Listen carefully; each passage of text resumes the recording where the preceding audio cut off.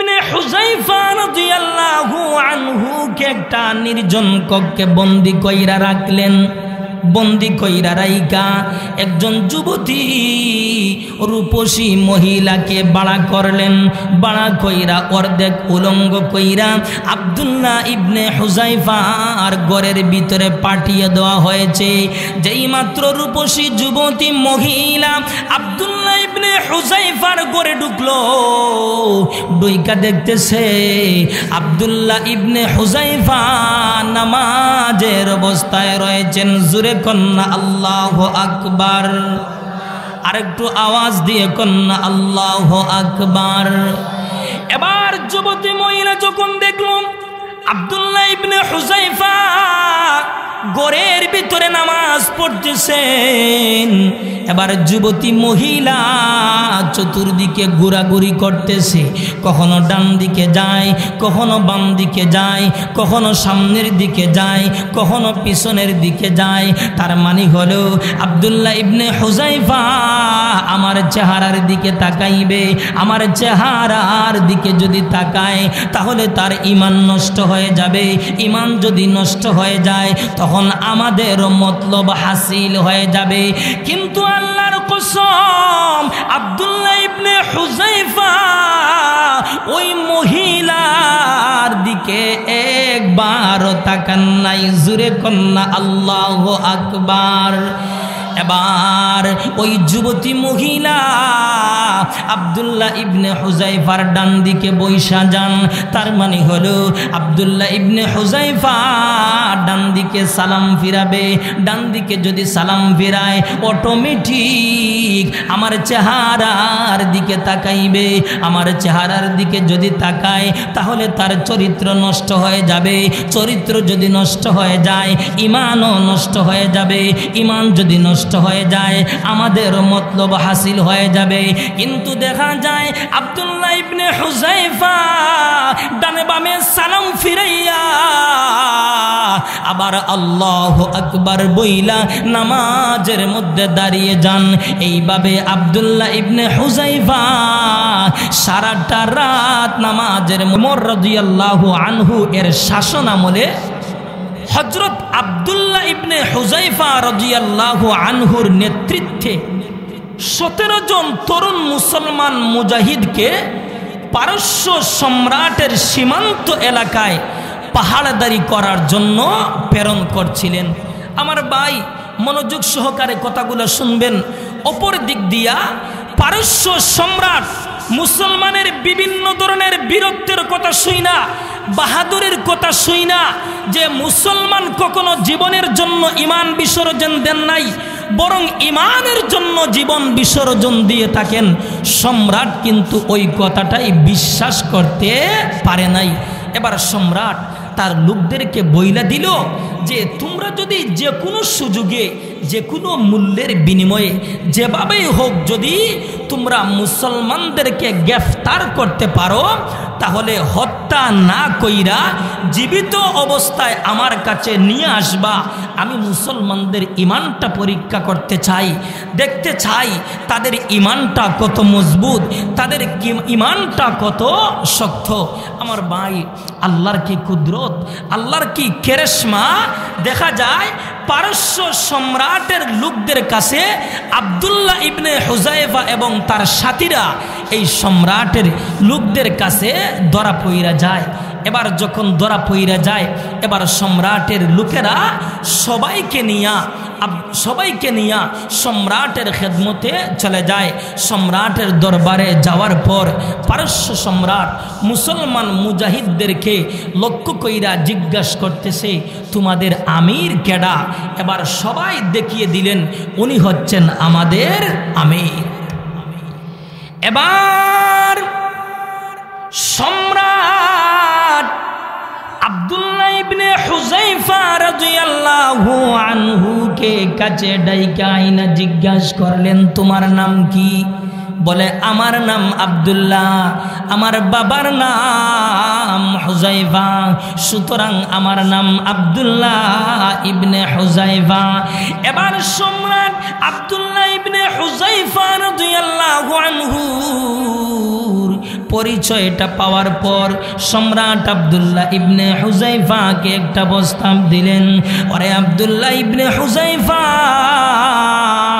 দুনিয়ার বুক বিলাস করতে পারো নাই, দুনিয়াতে আরামে বসবাস করতে পারো নাই, সুখে শান্তিতে থাকতে পারো নাই রে আব্দুল্লাহ, তুমি আমার কাছে ধরা পইড়া গেছো, এখন কিন্তু তোমার মরণ অনিবার্য, বাঁচার কোনো সুযোগ নেই রে আব্দুল্লাহ।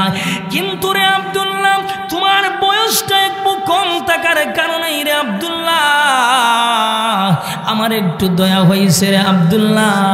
ও আব্দুল্লাহ ইবনে হুযায়ফা, তুমি যদি আমার প্রস্তাবে রাজি হয়ে যাও তাহলে আমি তোমাদের সবাইকে প্রাণ ভিক্ষা দেব।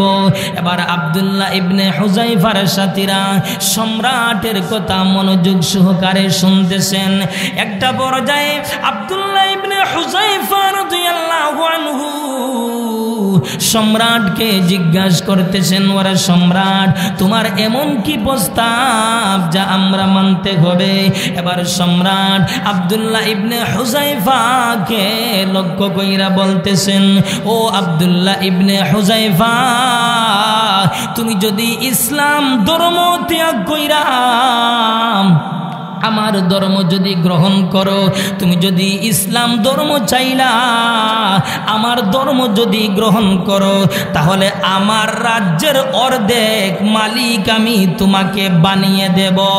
সম্রাট বলতেছেন, ও আব্দুল্লাহ ইবনে হুযায়ফা, আমার দ্বিতীয় নম্বর প্রস্তাব হলো, তুমি যদি মুহাম্মদের ধর্ম ত্যাগ কইরা মুহাম্মদের ধর্ম চাইলা তুমি যদি আমার ধর্ম গ্রহণ করো, তাহলে আমার একমাত্র মেয়েকে আমি তোমার সাথে বিবাহ দিয়ে দেব। আমার মেয়েকে তোমার সাথে যদি বিবাহ দিয়ে দেয়, তাহলে পুরা রাজ্যের মালিক তুমি হয়ে যাইবা। এখন তুমি কি করবা তুমি চিন্তা করো। তুমি যদি আমার প্রস্তাবে রাজি হয়ে যাও, তাহলে একদিকে প্রাণেও বাঁচতে পারবা, আর একদিকে পুরা রাজ্যের মালিক কিন্তু তুমি হয়ে যেতে পারবা।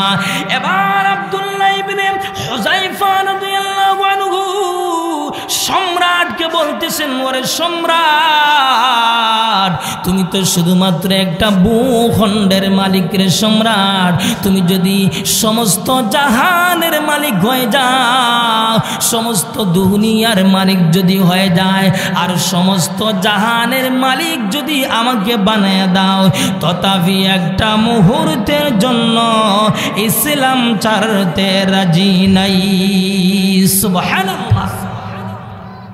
আব্দুল্লাহ ইবনে হুযায়ফা বলতেছেন, তুমি যদি সমস্ত রাজ্যের মালিক যদি আমাকে বানিয়ে দাও, আর ওই রাজ্যের মালিক যদি পুরা রাজ্যের মালিক আমাকে বানিয়ে যদি দাও, এরপর ইসলাম কিন্তু আমি ছাড়তে রাজি না।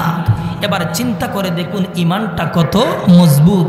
এবার সম্রাট বলতেছে, হায় হায়, আসলেই তো এদের ইমানটা বড় মজবুত। এবার সম্রাট তার উপদেশটাকে ডাকলো, ডাইকা জরুরিভাবে একটা সবার আয়োজন করলো। সবার ভিতরে সম্রাট একটা ভাষণ দিল। ভাষণ দিয়া বলতেছে, আব্দুল্লাহ ইবনে হুযায়ফা এবং তার সাথীদের কেমনে ইমান নষ্ট করা যায়, কেমনে ইমানটা ধ্বংস করা যায়, আমাকে একটা পলিসি শিখিয়ে দাও, একটা সিস্টেম তৈরি করে দাও, যাতে কইরা ওদের ইমানটা নষ্ট করা যায়। এবার সম্রাটের উপদেষ্টারা সম্রাটকে বলতেছে, তাহলে একটা কাজ করো, আব্দুল্লাহ ইবনে হুযায়ফাকে একটা নির্জন কক্ষে বন্দি কইরা আটকিয়ে রাখো, আরেকজন যুবতী রূপসী মহিলাকে বাড়া কইরা অর্ধেক উলঙ্গ কইরা আব্দুল্লাহ ইবনে হুযায়ফার ঘরে পাঠিয়ে দাও। আর ওই যুবতী রূপসী মহিলাকে বইলা দিও, যে কোনো মূল্যের বিনিময়ে যেভাবেই হোক আব্দুল্লাহ ইবনে হুযায়ফার চরিত্র নষ্ট করতে হবে। আব্দুল্লাহ ইবনে হুযায়ফার যদি চরিত্র নষ্ট হয়ে যায়, তাহলে ইমান নষ্ট হয়ে যাবে। ইমান যদি নষ্ট হয়ে যায়, তাহলে আমাদেরও মতলব হাসিল হয়ে যাবে। এবার সম্রাট আব্দুল্লাহ ইবনে হুযায়ফা রাদিয়াল্লাহু আনহু কে একটা নির্জন কক্ষে বন্দী কইরা রাখলেন। বন্দী কইরা রাইকা একজন যুবতী রূপসী মহিলাকে বাড়া করলেন। বাড়া কইরা অর্ধেক উলঙ্গ কইরা আব্দুল্লাহ ইবনে হুযায়ফার ঘরের ভিতরে পাঠিয়ে দেওয়া হয়েছে। যেই মাত্র রূপসী যুবতী মহিলা আব্দুল্লাহ ইবনে হুযায়ফার ঘরে ঢুকলো, ডুইকা দেখতেছে আব্দুল্লাহ ইবনে হুযায়ফা নামাজের অবস্থায় রয়েছেন। জুরে কন্যা আল্লাহু আকবার। আরেকটু আওয়াজ দিয়ে কন্যা আল্লাহু আকবার। এবার যুবতী মহিলা যখন দেখল আব্দুল্লাহ ইবনে হুযায়ফা ঘরের ভিতরে নামাজ পড়তেছেন, এবার যুবতী মহিলা চতুর্দিকে ঘোরাঘুরি করতেছে। কখনো ডান দিকে যায়, কখনো বাম দিকে যায়, কখনো সামনের দিকে যায়, কখনো পিছনের দিকে যায়। তার মানে হলো আব্দুল্লাহ ইবনে হুযায়ফা আমার চেহারার দিকে তাকাইবে। আমার চেহারার দিকে যদি তাকায় তাহলে তার ঈমান নষ্ট হয়ে যাবে। ঈমান যদি নষ্ট হয়ে যায় তখন আমাদের মতলব হাসিল হয়ে যাবে। কিন্তু আল্লাহর কসম, আব্দুল্লাহ ইবনে হুযায়ফা ওই মহিলার দিকে একবারও তাকান নাই। জুরে কন্যা আল্লাহু আকবার। এবার ওই যুবতী মহিলা আব্দুল্লাহ ইবনে হুযায়ফার ডান দিকে বৈশা যান। তার মানে হলো আব্দুল্লাহ ইবনে হুযায়ফা ডান দিকে সালাম ফিরাবে। ডান দিকে যদি সালাম ফিরায় অটোমেটিক আমার চেহারার দিকে তাকাইবে। আমার চেহারার দিকে যদি তাকায় তাহলে তার চরিত্র নষ্ট হয়ে যাবে। চরিত্র যদি নষ্ট হয়ে যায় ঈমানও নষ্ট হয়ে যাবে। ঈমান যদি নষ্ট হয়ে যায় আমাদের মতলব হাসিল হয়ে যাবে। কিন্তু দেখা যায় আব্দুল্লাহ ইবনে হুযায়ফা ডানে বামে সালাম ফিরাইয়া আবার আল্লাহু আকবার বইলা নামাজের মধ্যে দাঁড়িয়ে যান। এইভাবে আব্দুল্লাহ ইবনে হুযায়ফা সারাটা রাত নামাজের মধ্যে কাটিয়ে দিয়েছেন। আর ওই যুবতী রূপসী মহিলা সারাটা রাত চেষ্টা করলো আব্দুল্লাহ ইবনে হুযায়ফার চরিত্র নষ্ট করার জন্য, কিন্তু পারে নাই। শেষ পর্যন্ত ব্যর্থ হইয়া রূপসী যুবতী মহিলা সম্রাটের কাছে গিয়া বলতেছে, ওরে সম্রাট, আপনি আমাকে কার কাছে পাঠাইছেন? উনি মানুষ নি না, জিন্নি না, ফেরেশতা, আল্লাহই ভালো জানেন। আল্লাহ, আপনি আমাকে কার কাছে পাঠাইছেন? উনি মানুষ নি না, জিন্নি না, ফেরেশতা, আল্লাহই ভালো জানেন। সম্রাট চিন্তা করতেছে, হায় হায়, এদের ঈমানটা তো আসলেই বড় মজবুত। এবার তার আবার উপদেশটাকে ডাকলো। ডাইকা জরুরিভাবে একটা সবার আয়োজন করলো। সবার ভিতরে সম্রাট একটা ভাষণ দিল। ভাষণ দিয়া বলতেছে, না, এদেরকে এইভাবে হবে না, নতুন আরেকটা পলিসি শিখিয়ে দাও, নতুন আরেকটা সিস্টেম তৈরি কইরা দাও, যাতে কইরা আব্দুল্লাহ ইবনে হুযায়ফার ঈমান নষ্ট করা যায়, তার সাথীদেরও ঈমান নষ্ট করা যায়। আমাকে নতুন একটা পলিসি শিখিয়ে দাও। এবার সম্রাটের উপদেষ্টারা নতুন আরেকটা পলিসি শিখিয়ে দিল। এবার উপদেষ্টারা বলতেছে, ও সম্রাট, তাহলে একটা কাজ করো, আব্দুল্লাহ ইবনে হুযায়ফা এবং তার সাথীদের খাওয়া দাওয়া বন্ধ কইরা দাও। খাওয়া দাওয়া বন্ধ কইরা দাও। যতক্ষণ পর্যন্ত তোমার প্রস্তাবে রাজি না হবে ততক্ষণ পর্যন্ত এদের খাওয়া দাওয়া বন্ধ কইরা দাও। দেখবেন অটোমেটিক তোমার প্রস্তাবে ওরা রাজি হয়ে যাবে। আর এই মর্মে একজন ডাক্তার নিয়োগ করবা।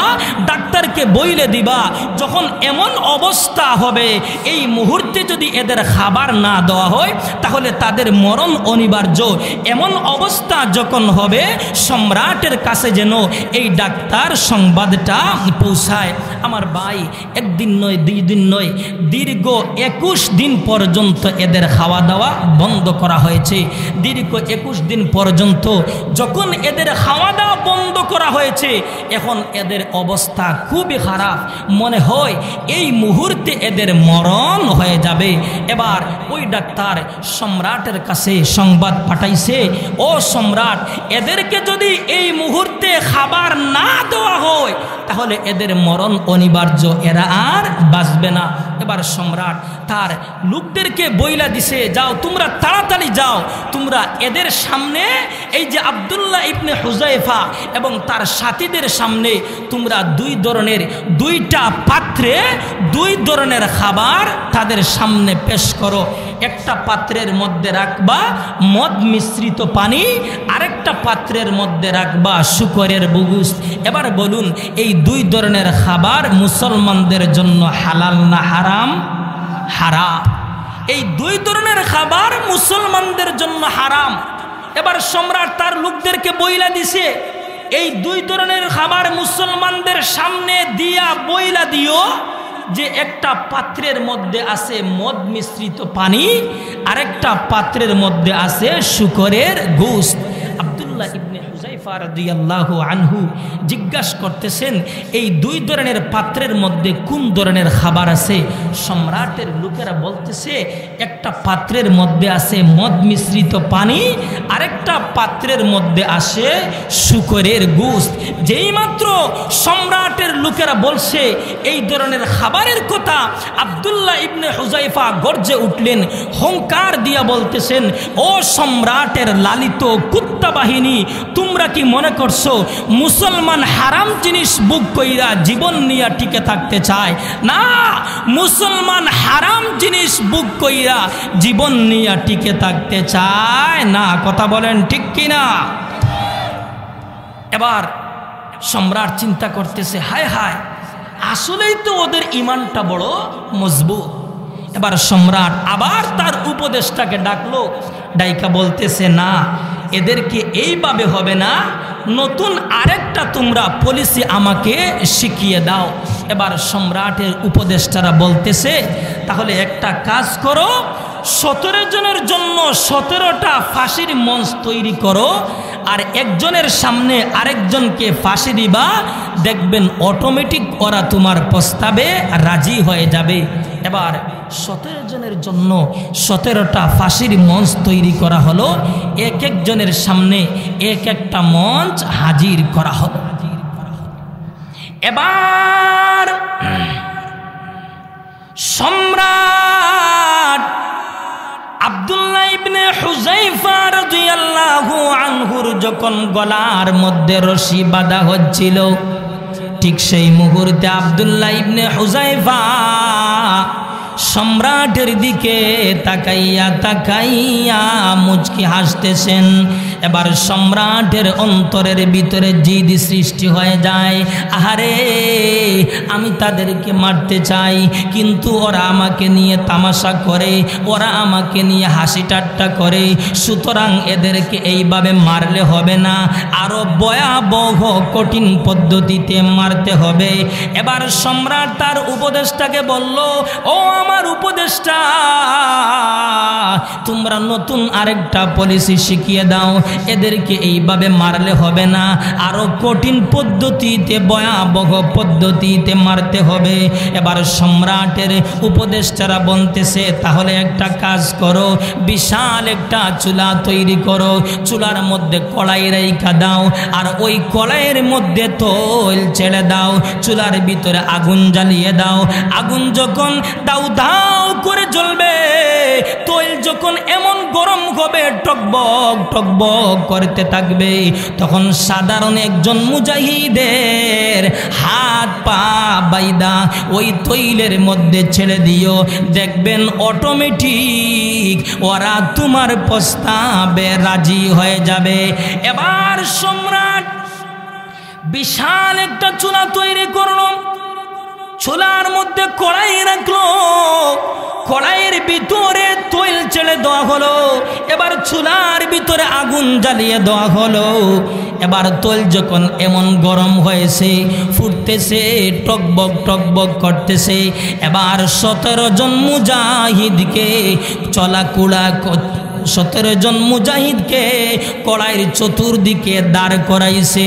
এবার সাধারণ একজন মুজাহিদের হাত পা বাইদা কড়াইয়ের মধ্যে ফেলে দেওয়া হয়েছে। এবার চিন্তা করুন অবস্থাটা কি হয়েছে। এবার সম্রাট বলতেছে, ও আব্দুল্লাহ ইবনে হুযায়ফা, তুমি যদি আমার প্রস্তাবে রাজি না হও তাহলে তোমাদের সবার অবস্থা এমন হবে। এবার আব্দুল্লাহ ইবনে হুযায়ফা বলতেছেন, আরে সম্রাট, মুসলমান কখনো জীবনের জন্য ঈমান বিসর্জন দেন নাই, বরং ঈমানের জন্য জীবন বিসর্জন দিয়ে থাকেন। এবার আব্দুল্লাহ ইবনে হুযায়ফার পালা। আব্দুল্লাহ ইবনে হুযায়ফার হাত বাইদা পা বাইদা যখন কড়াইয়ের মধ্যে ছেড়ে দেওয়া হবে, ঠিক সেই মুহূর্তে দেখা যায় আব্দুল্লাহ ইবনে হুযায়ফার চোখ থেকে টপ টপ টপ টপ কইরা পানি পড়তেছে। এবার সম্রাট আব্দুল্লাহ ইবনে হুযায়ফার দিকে তাকাইছে, তাকাইয়া দেখতেছে আব্দুল্লাহ ইবনে হুযায়ফার চোখ থেকে পানি পড়তেছে। এবার সম্রাট খুশি হয়ে যায়। এবার মনে হয় আব্দুল্লাহ ইবনে হুযায়ফা আমার প্রস্তাবে রাজি হয়ে যাবে। কিন্তু আব্দুল্লাহ ইবনে হুযায়ফা বলতেছে, ওরে সম্রাট, তুমি মনে করছো আমি তোমার প্রস্তাবে রাজি হয়ে যাব, এজন্য আমি কান্নাকাটি করতেছি? ওরে সম্রাট, তুমি জানোনি আমি কিসের জন্য আমার কান্নার কারণ হলো তুমি যে আমার আগে আমার যেই ভাইটাকে তৈলের মধ্যে ছেড়ে দিয়া শহীদ কইরা আমার আগে আল্লাহর তৈরি জান্নাতের ভিতরে পাঠাইয়া দিয়েছো। জুরে কন্যা সুবহানাল্লাহ। ও সম্রাট, আজকে তুমি আমার যে ক্ষতি করেছো, আমার যে ভাইটাকে আমার আগে তৈলের মধ্যে ছেড়ে দিয়া শহীদ কইরা আল্লাহর তৈরি জান্নাতের ভিতরে পাঠাইয়া দিয়েছো, আমি আমার ওই ভাইয়ের সাথে সব সময় আমলের দিক দিয়া প্রতিযোগিতা করতাম। ও যদি 2 রাকাত নামাজ পড়ে তাহলে আমি 4 রাকাত নামাজ পড়তাম। ও যদি 10 টাকা সদকা করে তাহলে আমি কিন্তু 20 টাকা সদকা করতাম।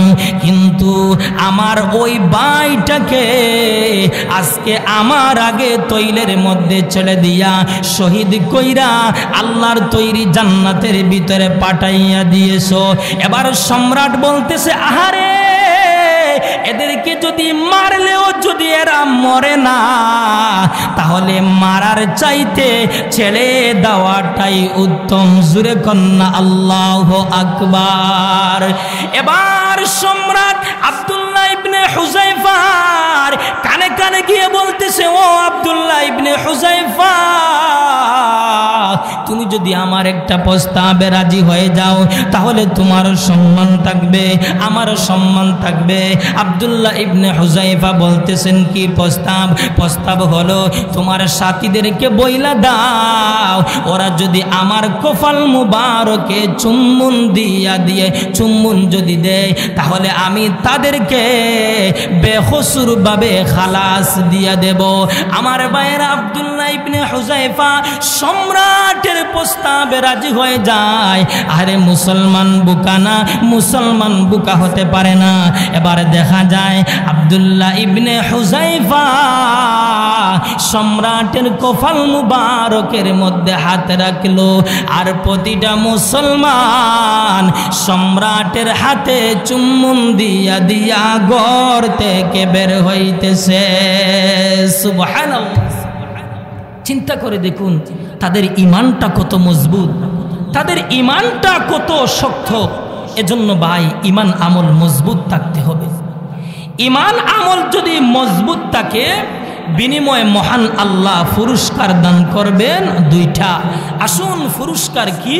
আমার আল্লাহ সূরাতুন নাহালের 97 নম্বর আয়াতে কারিমার ভিতরে আল্লাহ বলেন, মান আমিলা সালিহাম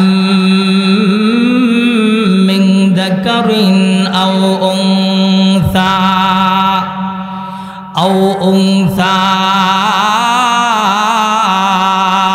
ওয়া হুয়া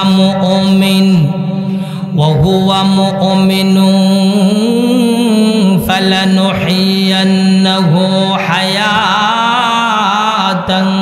তাইয়্যিবা ওয়ালানাজজিয়ান্নাহুম আজরাহুম বিআহসানি মা কানু ইয়ামালুন।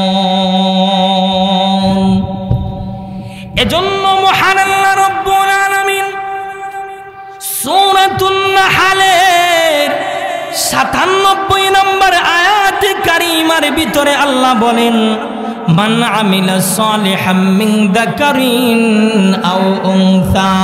আল্লাহ বলেন, চাই পুরুষ হও চাই নারী হও, যদি নেক আমল করতে পারো, যদি খাঁটি আমল করতে পারো, ও মুসলমান ভাই, এবার যদি আপনি আমি সকলেই যদি নেক আমল করতে পারি, খাঁটি আমল যদি করতে পারি, তাহলে নেক আমলের দ্বারা, খাঁটি আমলের দ্বারা আল্লাহর প্যারা বান্দা হওয়া যায়।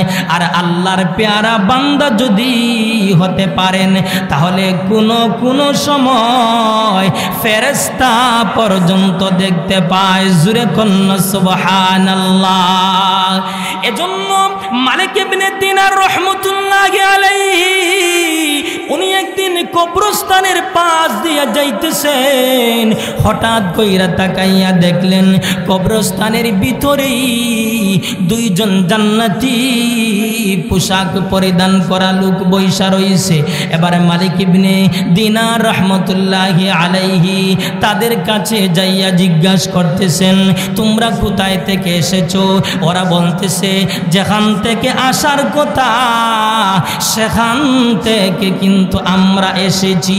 এবার মালিক ইবনে দিনার রাহমাতুল্লাহি আলাইহি জিজ্ঞাসা করতেছেন, তোমরা এখানে কি করতেছো? ওরা বলতেছে, আমরা ওই এলাকার জান্নাতি মানুষদের আমরা তালিকা করতেছি, আমরা আল্লাহর রহমতের ফেরেশতা। যেই মাত্র মালিক ইবনে দিনার রাহমাতুল্লাহি আলাইহি ফেরেশতাদের নাম শুনলেন, ফেরেশতাদের নাম শুই না এবার ফেরেশতাদের কাছে বৈশা যান, বৈশা বলতেছেন, ও ফেরেশতা ভাই, তাহলে তাকাইয়া দেখো তো তোমাদের তালিকার ভিতরেই মালিক ইবনে দিনার নামে কোনো জান্নাতি লোকদের তালিকার ভিতরে নাম আসেনি। এবার ফেরেশতারা তালিকা পড়তেছে, তালিকার ভিতরে আব্দুল্লাহ, আব্দুল করিম, আব্দুল বাসিত, আব্দুর রহমান, কিন্তু মালিক ইবনে দিনার নামে কোনো জান্নাতি লোকদের তালিকার ভিতরে নাম নাই। এবার মালিক ইবনে দিনার রাহমাতুল্লাহি আলাইহি অজ্ঞান হয়ে যান। আহারে, আমার নামটা জান্নাতি তালিকার ভিতরে নাই, তাহলে আমার নামটা কি জাহান্নামী তালিকায়? ও মুসলমান ভাই, আপনি আমি কোনোদিন চিন্তা করছি আমার নামটা জান্নাতি তালিকায় না জাহান্নামী তালিকায়? কোনোদিন চিন্তা করি নাই। কিন্তু মালিক ইবনে দিনার রাহমাতুল্লাহি আলাইহি চিন্তা করছে, আমার নামটা জান্নাতি তালিকায় না জাহান্নামী তালিকায়। এবারে মালিক ইবনে দিনার রাহমাতুল্লাহি আলাইহি ফেরেশতাদেরকে বলতেছে, ও ফেরেশতা ভাই, আমার নামটা যদিও জান্নাতি তালিকার ভিতরে নাই, কিন্তু আমি জান্নাতি লোকদেরকে ভালোবাসি, মহব্বত করি, এর বদৌলতে তোমরা আমার নামটা জান্নাতি তালিকার হাসিয়ার ভিতরে লিখে দাও। এবারে মুহূর্তের ভিতরে ফেরেশতারা উদাও হয়ে গেছে। মালিক ইবনে দিনার রাহমাতুল্লাহি আলাইহি ফেরেশতাদেরকে খোঁজ করতেছেন, কিন্তু ফেরেশতাদেরকে পাওয়া যাইতেছে না। এবারে মালিক ইবনে দিনার রাহমাতুল্লাহি আলাইহি মসজিদে যাইয়া সেজদায় পড়লা কান্নাকাটি করতেছেন, ও মালিক, আমি নেককার না, কিন্তু আমি নেককারদেরকে ভালোবাসি, মহব্বত করি। এর বদৌলতে তুমি আমার নামটা নেককার হিসাবে গ্রহণ করে নাও। এইভাবে যখন বলতেছেন, রাতের বেলায় হঠাৎ করে স্বপ্নে দেখলেন ওই যে কবরস্থানের দুই ফেরেশতা, ওই দুই ফেরেশতা আয়েশা বলতেছে, ও মালিক ইবনে দিনার, উঠো, কেঁদো না। যদিও তোমার নামটা আমাদের তালিকার ভিতরে নাই, কিন্তু মহান আল্লাহ আসমানে আরেকটা তালিকা করছে। ওই তালিকার ভিতরে মহান আল্লাহ তোমার নামটা জান্নাতি হিসাবে লিখে রাখছে। জুরে কন্না সুবহানাল্লাহ। ও মালিক ইবনে দিনার,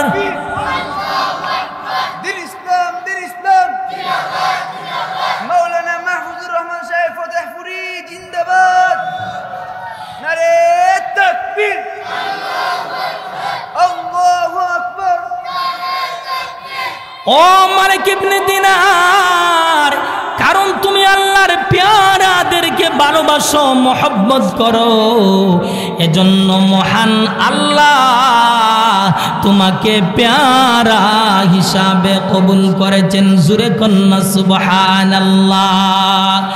ও মুসলমান ভাই, তাই আসুন আমি যেই কথাটি বলতেছিলাম, মহান আল্লাহ রাব্বুল আলামিন সূরাতুন নাহলের ৯৭ নম্বর আয়াতে কারিমার ভিতরে আল্লাহ বলেন, মান আমিলা সালিহাম মিন যাকারিন আও উনসা।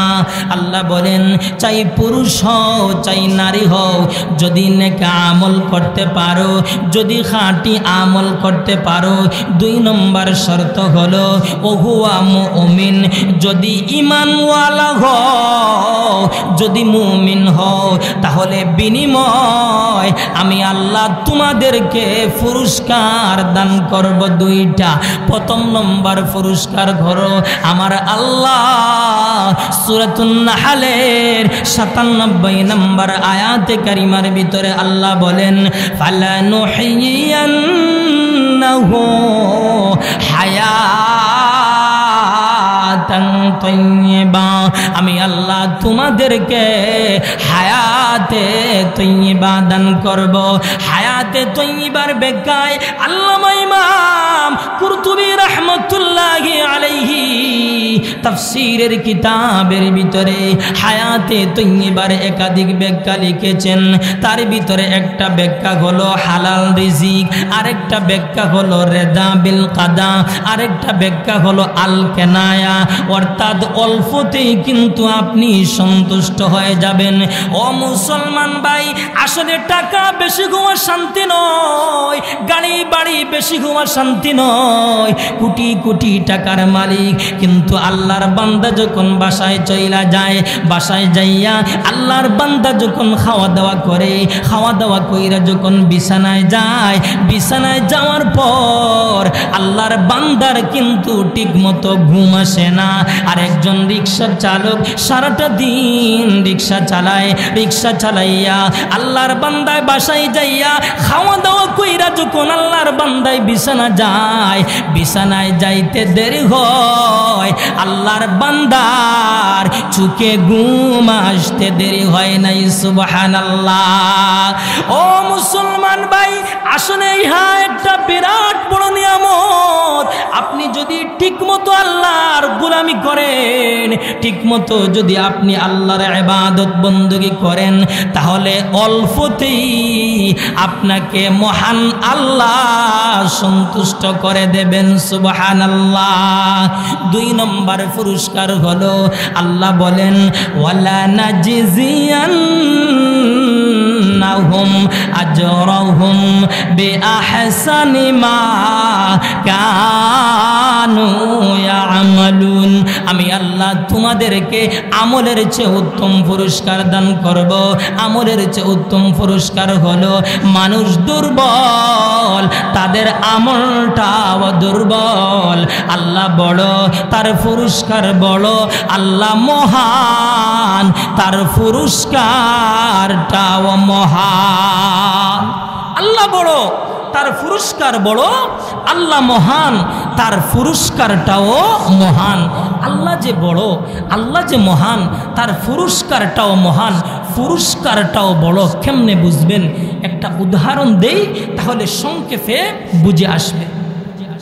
আমার ভাই, মুসনাদে আহমদ নামক প্রসিদ্ধ একটা হাদিসের কিতাব আছে। এই হাদিসের কিতাবের ভিতরে একটা হাদিস বর্ণনা করা হয়েছে। মুহাদ্দিসিনে কেরামের পরিভাষায় বাংলায় যেই হাদিসটাকে হাসির হাদিস বলা হয়। কিসের হাদিস? হাসির হাদিস। হাদিসটা শুনলে কিন্তু হাসি চলে আসে। সাহাবাই কেরাম বলেন, আল্লাহর রসুল যখন হাদিসটা বর্ণনা করেছেন, সাহাবাই কেরাম বলেন নবীজির 32টা দাঁত বের হয়েছিল। জুরে কন্না সুবহানাল্লাহ। যারাই শুনে তারাই হাসে, যারাই বলে তারাই হাসে। এই মুহূর্তে যদি আমি আপনাদের সামনেও যদি এই হাদিসটা পেশ করি, তাহলে অবশ্যই অবশ্যই আপনারাও হাসবেন, এতে কোনো সন্দেহ নেই। এবার আপনারা আবার ভাবতে পারেন, মনে করতে পারেন, হুজুর এটা আবার কেমন কথা? হাসির আবার হাদিস আছে নাকি? আমার ভাই, অবশ্যই অবশ্যই ইসলামের ভিতরে যেমনভাবে হাসি আছে, তেমনভাবে কান্নাও আছে। যেমনভাবে সুখ আছে, তেমনভাবে দুঃখও আছে। যেমনভাবে কান্নাও আছে, তেমনভাবে হাসিও আছে। আমার ভাই, শুধু তা নয়, আমার নবীজি কেমনভাবে হাসতেন এবং হাসাতেন। শুধু তা নয়, কিতাবের ভিতরে পাওয়া যায় আমার নবীজি কেমনভাবে হাসতেন এবং হাসাতেন। আল্লাহর রাসূল সাহাবায়ে কেরামকে সঙ্গে নিয়া খেজুর খাওয়ার জন্য একটা দস্তারখানা বিছাইয়া বসলেন। সাথে ছিলেন নবীর সাহাবী হযরতে আলী রাদিয়াল্লাহু আনহু। আলী রাদিয়াল্লাহু আনহুর সাথে নবীজির সম্পর্ক ছিল দুই ধরনের। প্রথম নম্বর সম্পর্ক হলো শ্বশুর জামাই, দ্বিতীয় নম্বর সম্পর্ক হলো চাচাতো ভাই।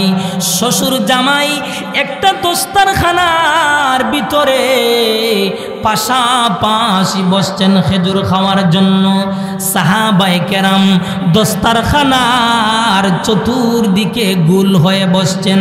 এবার দস্তারখানার মধ্যখানে খেজুরগুলা রাইকা দেওয়া হয়েছে। যার যেই পরিমাণ দরকার খেজুর নিতেছেন, খেজুর বুক করতেছেন। কিন্তু প্রত্যেকেই খেজুরগুলা বুক কইরা প্রত্যেকের সামনে খেজুরের বিচি প্রত্যেকের সামনে রেখে দিয়েছেন। কিন্তু ব্যতিক্রম নবীজি সুকৌশল অবলম্বন কইরা খেজুর বুক কইরা খেজুরের বিচি নিচের সামনে না রাইকা, নিজের সামনে না রাইকা হযরতে আলী রাদিয়াল্লাহু আনহুর সামনে রেখে দিয়েছেন।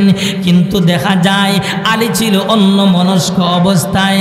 দেখা যায় নবীর সামনে একটাও খেজুরের বিচি নেই, কিন্তু আলীর সামনে দ্বিগুণ বিচি। এবার যখন খাওয়া শেষ হওয়ার পর নবীজি সাহাবায়ে কেরামকে লক্ষ্য কইরা বলতেছেন, ও আমার সাহাবীরা, খাবারগুলা কি ভালো হয়েছে? সাহাবায়ে কেরাম বলেন, ইয়া রাসূলুল্লাহ, খাবারগুলা খুবই ভালো হয়েছে।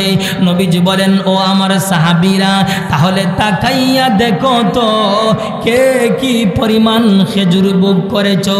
সাহাবায়ে কেরাম সবাই সতর্ক হয়ে যান। নবীজি কোনোদিন এমন কথা বলেন নাই কে কি পরিমাণ খেজুর বুক করেছো, কে কি পরিমাণ খেজুর খেয়েছো, আজকে কেন বললেন? এর কারণটা কি? এর কারণটা জানতে হবে।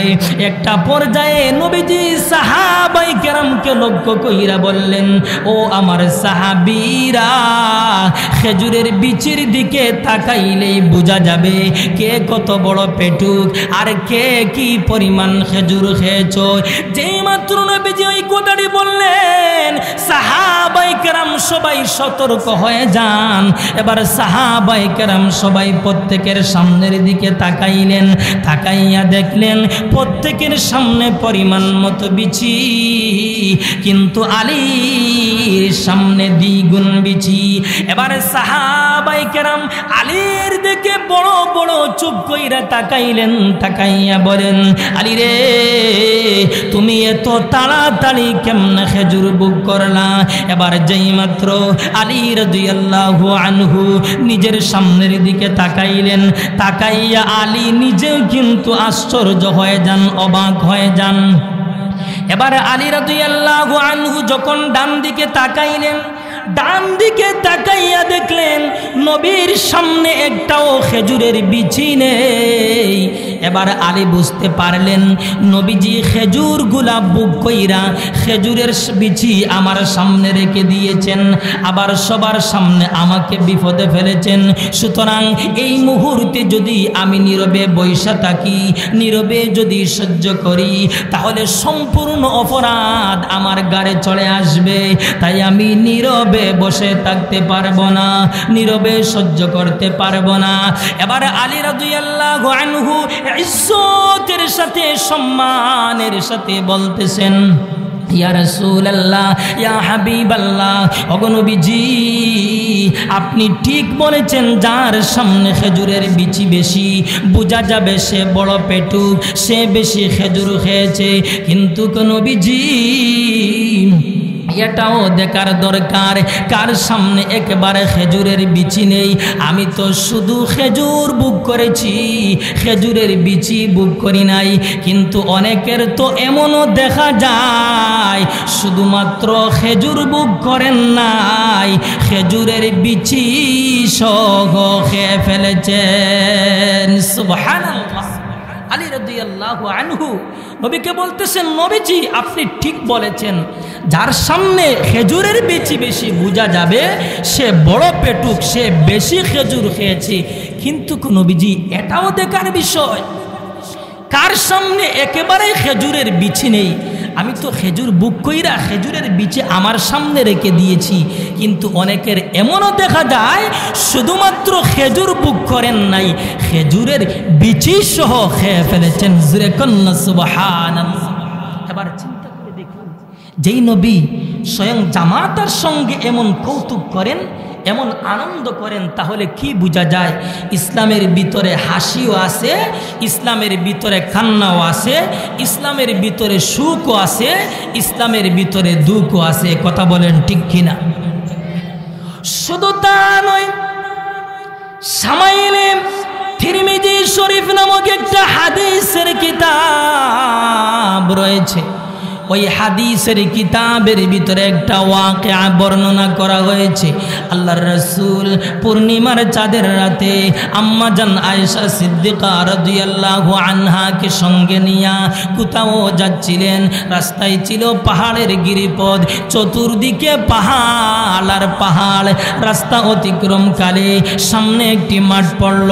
মাঠে প্রবেশ কইরা নবীজি ডান দিকে তাকাইলেন, কাউকে দেখা যায় না।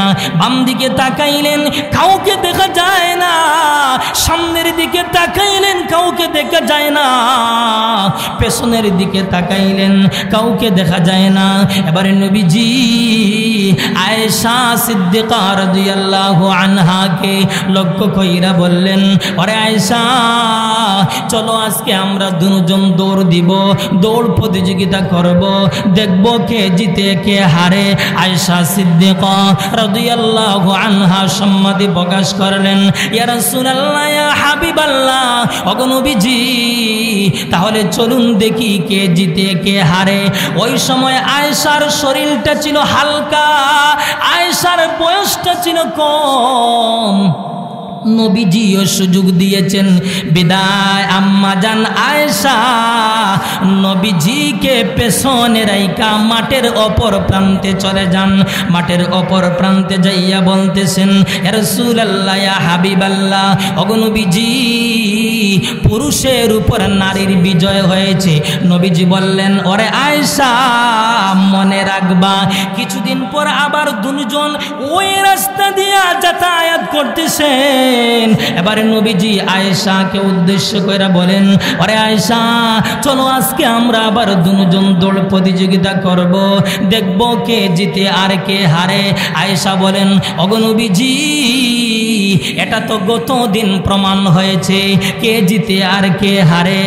নবীজি বলতেছেন, ওরে আয়েশা, না, আজকে আবার চলো দুজন দৌড় প্রতিযোগিতা করব, দেখব কে জিতে আর কে হারে।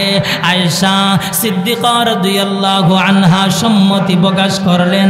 ওই সময় আয়েশার বয়সটা ছিল একটু বেশি, শরীরটা ছিল ভারী। বিদায় নবীজিও সুযোগ দেন নাই। বিদায় নবীজি আম্মা জান আয়েশাকে পেছনে রাইখা মাঠের অপর প্রান্তে চলে যান। মাঠের অপর প্রান্তে যাইয়া বলতেছেন, ওরে আয়েশা, এটা হলো আমার গত দিনের বদলা। ও মুসলমান ভাই, যে নবী স্বয়ং নিজের স্ত্রীর মনকে খুশি করার জন্য, আনন্দ দেওয়ার উদ্দেশ্যে দৌড় প্রতিযোগিতা করে, আজকে আমাদের সমাজের ভিতরে কোনো আলেম যদি উনার বিবিকে নিয়ে যদি দৌড় প্রতিযোগিতা করে, তাহলে সবাই বলবেন পাগল, সবাই বলবেন কিয়ামত চলে এসেছে।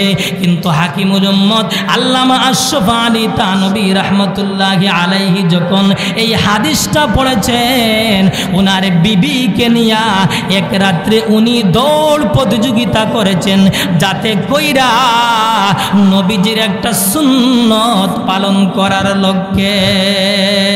সুবহানাল্লাহ। তাহলে কি বোঝা যায়? ইসলামের ভিতরে হাসিও আছে, ইসলামের ভিতরে আনন্দ আছে, ইসলামের ভিতরে সুখও আছে, ইসলামের ভিতরে দুঃখও আসে। এবার আসুন আমি আপনাদেরকে হাসির হাদিসটা শোনাই। হাসির হাদিসটা শোনানোর পর আজকের মতো বয়ান এখানেই শেষ করব ইনশাআল্লাহ। আসুন, আল্লাহর রাসূল বলেন, সর্বশেষে মহান আল্লাহ যেই লোকটাকে জাহান্নাম থেকে মুক্তি দান করবেন তার আমল ছিল না। বিদায় সে লক্ষ লক্ষ লক্ষ বৎসর ধইরা অনন্তকাল জাহান্নামের আগুনের ভিতরে জ্বলতে থাকবে, কিন্তু ঈমানটা ছিল তার নিবু নিবু অবস্থায়। এজন্য মহান আল্লাহ তার ঈমানের বদৌলতে মহান আল্লাহ তাকে মাফ করে দেওয়ার জন্য, মহান আল্লাহ তাকে মুক্তি দেওয়ার জন্য আমার আল্লাহ সিদ্ধান্ত গ্রহণ করেছেন। এবার আল্লাহ যে মাফ করবেন, আল্লাহ যে মুক্তি দান করবেন, কেমনে মাফ করবেন, কেমনে মুক্তি দান করবেন, এবার মহান আল্লাহ তার মুক্তির একটা পরিবেশ সৃষ্টি করবেন। কি পরিবেশ সৃষ্টি করবেন? পরিবেশটা হলো তার মনে একটা আবেগ সৃষ্টি করে দেওয়া হবে। তখন সে চিৎকার কইরা বলতে থাকবে, প্রভু, আমি তো গুনাহগার, আমি তো পাপী, দুনিয়ার জীবনে আলিমুল আমাদের কথা মানি নাই, আলিমুল আমাদের কথা শুনি নাই, এজন্য আমি অনন্তকাল জাহান্নামের আগুনের ভিতরে জ্বলতেছি। ও মালিক, আপনি যে আমাকে অনন্তকাল জাহান্নামের আগুনের ভিতরে জ্বালাইতেছেন, এজন্য কারো বিরুদ্ধে আমার কোনো অভিযোগ নেই, কিন্তু গো মালিক, দুনিয়ার জীবনে আলিমুল আমাদের জবান থেকে শুনেছি, আলিমুল আমাদের মুখ থেকে শুনেছি তুমি বড় রহমান, তুমি বড় দয়ালু, তুমি বড় মেহেরবান, কিন্তু আমি লক্ষ লক্ষ বৎসর ধইরা জাহান্নামের নিচে পড়ে আছি, তোমার কোনো দয়ার খবর পেলাম না, তোমার কোনো মায়ার খবর পেলাম না। ও মালিক, মালিক আপনি কি আমার প্রতি সামান্য দয়া করতে পারেন না? আপনি কি আমার প্রতি সামান্য মায়া করতে পারেন না? ও মালিক আপনি কি আমাকে জাহান্নামের নিচ থেকে উঠাইয়া জাহান্নামের দরজার সামনে কি রাখতে পারেন না? আপনি যদি আমাকে জাহান্নামের নিচ থেকে উঠাইয়া জাহান্নামের দরজার সামনে রাইখা দেন তাহলে আপনার কি কোনো সমস্যা হবে? আল্লাহ বলবেন বান্দারে আমি মালিকের কোনো সমস্যা নেই, কিন্তু তোরে যদি আমি জাহান্নামের নিচ থেকে উঠাইয়া জাহান্নামের দরজার সামনে রাইখা দেই তাহলে তুই তো বের হয়ে যেতে বলবে না রে বান্দা। ওরে বান্দা তুই তো বের হয়ে যেতে বলবে না। এইভাবে বান্দা আল্লাহর সাথে বারবার তর্ক করবে। তর্ক করতে করতে বান্দা জান্নাতের দরজার সামনে বইসা থাকবে। এবার জান্নাতের বাতাসের ধাক্কায় একটা ফলকের জন্য জান্নাতের ভিতরে ঢুকবে। জান্নাতের ভিতরটা দেখবে, দেখে বান্দা পেরেশান হয়ে যাবে। আল্লাহর কাছে ফরিয়াদ করবেন, ও মালিক জান্নাতে যাওয়ার মতো কোনো আমল নাই, কিন্তু শুধু ভিতরে যাব আর তাড়াতাড়ি বের হয়ে আসব, দেখার সুযোগটা দিন। আল্লাহ বলবেন সাবধান, যাবে আর তাড়াতাড়ি চলে আসবে। আল্লাহ অর্ডার দিল। এবার বান্দা জান্নাতের ভিতরে ঢুকলো। বান্দা যখন জান্নাতের ভিতরে ঢুকলো, ঢুকে বান্দা জান্নাতের ভিতরে আর বের হয় না। আল্লাহ বললেন বান্দারে তুই বললে যাবে আর তাড়াতাড়ি চলে আসবে, এখনো দেখি বের হয়ে আসস না। এবার বান্দা বলে, ও মালিক আপনিও কি ওয়াদা লঙ্ঘন করেন? এবার বান্দা বলে, এবার আল্লাহ বলেন, ওরে বান্দা আমি আবার ওয়াদা লঙ্ঘন করলাম কখন? তখন বান্দা বলে, আল্লাহ আপনি যদি আমার সাথে ওয়াদা করেন নাই, আপনি তামাম দুনিয়ার মানুষদের সাথে ওয়াদা করেছেন জান্নাত এমন একটা জায়গা এর ভিতর যদি কেউ ঢুকে তাহলে তাকে আর বের করা হয় না। জুরে কন্যা সুবহানাল্লাহ। এবার বান্দা বলতেছে, ও মালিক আমি যেভাবে হোক জান্নাতের ভিতরে ঢুকছি, এখন কি আপনি কি আপনার ওয়াদা লঙ্ঘন করতে চান? এবার বান্দা বলবে আপনি কি আমাকে বের কইরা আপনি আপনার ওয়াদা লঙ্ঘন করতে চান? আল্লাহ অর্ডার করবেন, ওরে বান্দা আমি আল্লাহ তোকে বের কইরা আমি আমার ওয়াদা লঙ্ঘন করতে চাই না। ওরে বান্দা তুই জান্নাতের ভিতরে বসবাস করে বান্দা। এবার বান্দা জান্নাতের ভিতরে বসবাস করবে, কিন্তু থাকার কোনো জায়গা নেই। শেষ পর্যন্ত আসমানের মালিকের কাছে ফরিয়াদ করবেন, ও মালিক জান্নাতের ভিতরে স্থান দিয়েছেন কিন্তু থাকার তো কোনো জায়গা নেই। এবার আল্লাহ বলবেন, ওরে বান্দা তুই বলতেছস তোর থাকার জায়গা নেই, কিন্তু বান্দারে শুন আমি আল্লাহ তোর জন্য 10টা দুনিয়ার সমান একটা জান্নাত রিজার্ভ করে রেখেছি। এবার বান্দা বলবে, আল্লাহ যেখানে পা রাখার স্থান নাই আপনি বলেছেন 10 দুনিয়ার সমান একটা জান্নাত রিজার্ভ করে রেখেছেন, আপনি রহমান, এরপর কি বান্দার সাথে মস্কারি করেন? আল্লাহ বলবেন, বান্দারে মস্কারি করা আমার শান নয়, আমি আল্লাহ ঠিকই বলেছি তোর জন্য 10টা দুনিয়ার সমান জান্নাত রিজার্ভ করে রেখেছি। আল্লাহ ফেরেশতাদেরকে অর্ডার করবেন, যাও আমার বান্দার রিজার্ভকৃত জান্নাতের ভিতরে পৌঁছাইয়া দাও। এবার ফেরেশতারা বান্দার রিজার্ভকৃত জান্নাতের ভিতরে পৌঁছাইয়া দেবে। এবার আল্লাহ বলবেন, ওরে বান্দা এবার বল তোর জান্নাতটা সাজাইতে কি কি দরকার? এবার বান্দা তালিকা লিখতে থাকবে। আমার আল্লাহ বলবেন, ওরে বান্দা দেখি তালিকার ভিতরে কি লিখতেছস? আল্লাহ দেইকা বলবেন, তালিকার ভিতরে কিছুই লিখস না। আল্লাহ বলবেন, ওরে বান্দা অমুক অমুক জিনিসের নাম লিখ। এবার বান্দা লিখতে লিখতে ক্লান্ত হয়ে যাবে। আল্লাহ বলবেন, ওরে বান্দা লেখালেখি বাদ দে, আমি আল্লাহ আমার মতো কইরা তোর জান্নাতটা সাজাইয়া দেব। সুবহানাল্লাহ। আমার মুসলমান ভাই, এই জান্নাতের ভিতরে সবাই তো ঢুকতে চান, নিয়ত আছে সবার? হাত তুলে কার কার? আল্লাহ আমাদের সকলকে জান্নাতের ভিতরে ঢোকার তৌফিক দান করুন। সকলে আওয়াজ দিয়া কোন আমিন। আমার ভাই, এই যে মসজিদ আপনারা দেখতেছেন, মসজিদের মাহফিল, এই যে মসজিদ দেখতেছেন আপনারা, মসজিদের অনেক কাজকর্ম রয়েছেন, তো অনেক টাকা পয়সার দরকার। তো আপনারা আল্লাহর